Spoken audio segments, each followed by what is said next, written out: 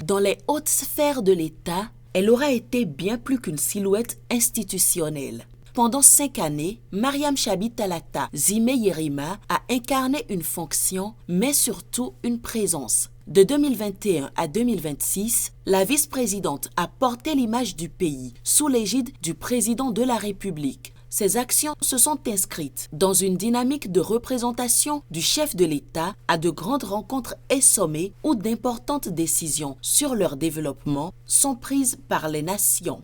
Ce sont des occasions d'échange, de réflexion, où elle est porteuse parfois de messages du chef de l'État à ses homologues. Ça peut être sur les questions de sécurité, par exemple, ça peut être un message dans le cadre de la coopération ou un message sur le social.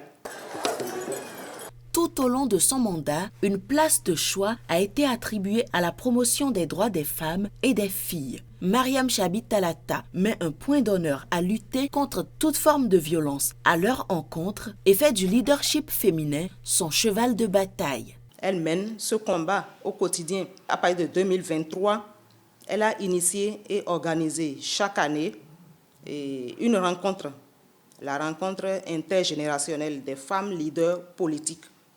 Et ça, c'est une rencontre qui se tient à Niki, en marge de la Ghanine de la Nyonkogi.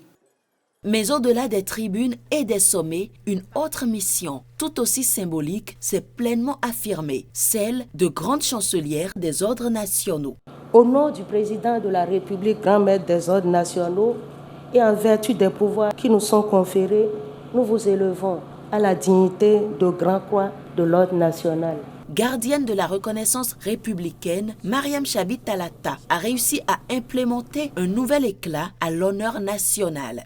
Elle a réussi au cours de ces 5 dernières années à moderniser la grande chancellerie, à renforcer sa visibilité auprès des citoyens et à placer le Bénin sur l'échiquier francophone des distinctions honorifiques. Près de 1800 citoyens ont été sensibilisés sur le processus de décoration et les missions de la grande chancellerie.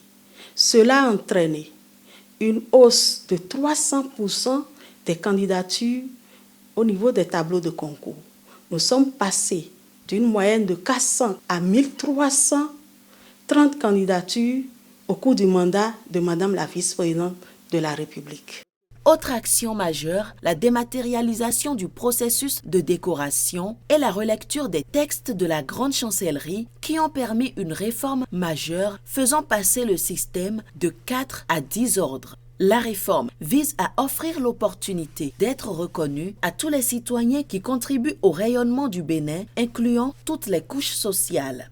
Il y a eu également l'institution du prix du grand maître qui est destiné aux jeunes de moins de 30 ans. Nous avons l'habitude de dire aux âmes bien nées, la valeur n'attend point le nombre d'années.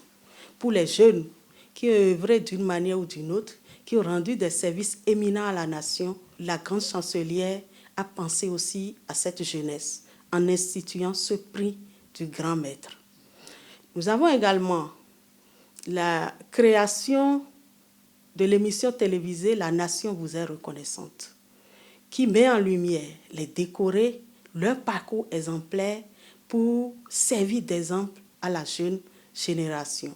Et l'histoire ne s'arrête pas là. Derrière les réformes engagées, d'autres chantiers avancent encore, portés par une même volonté, faire de la reconnaissance, de l'excellence et du service à la nation des valeurs durablement inscrites dans l'avenir du Bénin.